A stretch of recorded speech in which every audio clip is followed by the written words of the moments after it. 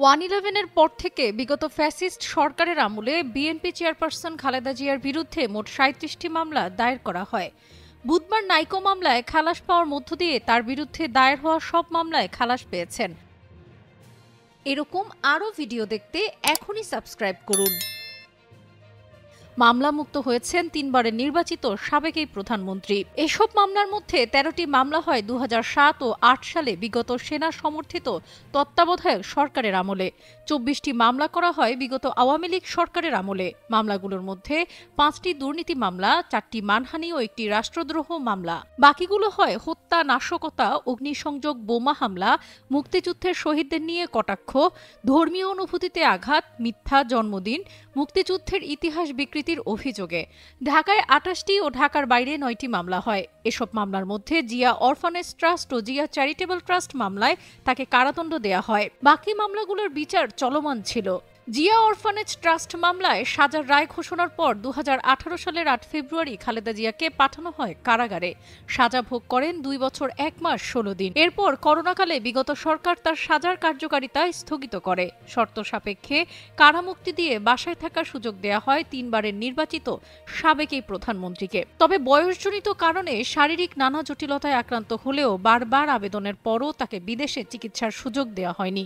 রাজনৈতিক পট পরিবর্তনের পর এসব রাজনৈতিক মামলা থেকে একে একে খালাস পেতে শুরু করেন তিনি। গত 7 জানুয়ারি রাতে খালেদা জিয়া চিকিৎসার উদ্দেশ্যে লন্ডনে যান তার বড় ছেলে তারেক রহমানের কাছে।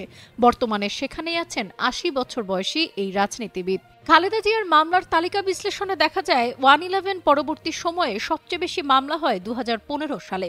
2013, 14, 16 সালে আরও বেশ কয়েকটি মামলা হয়। ঢাকাসহ কুমিল্লা, খুলনা, নড়াইল ও পঞ্চগড়ে সরকারদলীয় নেতাকর্মীরা এসব মামলা করেন। জিয়া চ্যারিটেবল ট্রাস্ট, নাইকো, গ্যাটকো ও বড়পুকুরিয়া কয়লা খনি দুর্নীতি এই 4টি মামলা সাবেক তত্ত্বাবধায়ক সরকারের আমলে করা হয়। অগ্নিসংযোগ ও নাশকতার অভিযোগে কুমিল্লায় 3 মামলা, ঋণ খেলাপির অভিযোগে মামলা, রাষ্ট্রদ্রোহের অভিযোগে মামলা, গুলশানে বোমা হামলার অভিযোগে মামলা, 2014 থেকে 15 সালে হত্যার অভিযোগে মামলা, রাজধানীর দারুস-সালাম থানায় নাশকতার 8 মামলা, রাজধানীর যাত্রাবাড়ী থানায় 3 মামলা, ঢাকার বাইরে মানহানির মামলা, খুলনায় অগ্নিসংযোগের মামলা, পঞ্চগড়ে নাশকতার মামলা করা হয়। সব মামলায় রাজনৈতিক উদ্দেশ্য প্রণোদিত হয়ে করা বলে দাবি তার আইনজীবীদের। বিএনপির আইন সম্পাদক ব্যারিস্টার কায়সার কামাল বলেন, বিএনপি চেয়ারপারসনের বিরুদ্ধে প্রতিটি মামলা রাজনৈতিক উদ্দেশ্যে দায়ের করা হয়। এসব মামলায় আনা অভিযোগের সাপেক্ষে কোনো তথ্য প্রমাণ ছিল না, সব ছিল ভিত্তিহীন। সব মামলায় খালাস পাওয়ার মধ্য দিয়ে সেটাই প্রমাণিত হয়েছে। তিনি আরো বলেন, বিগত ফ্যাসিস্ট সরকারের সাবেক প্রধানমন্ত্রী শেখ হাসিনা ব্যক্তিগত আক্রোশ ও প্রতিহিংসা পরায়ণ হয়ে বেগম খালেদা জিয়ার বিরুদ্ধে এসব মামলা করান। দেশে তখন আইনের শাসন ছিল না। আদালত ও দুদকের ব্যবহার করে 2টি মামলায় তাকে সাজাও দেয়া হয়। বিগত 16 বছর বিচারের বাণী নিভৃতে কেটেছে। পট পরিবর্তনের পর খালেদা জিয়া এখন ন্যায় বিচার পাচ্ছেন।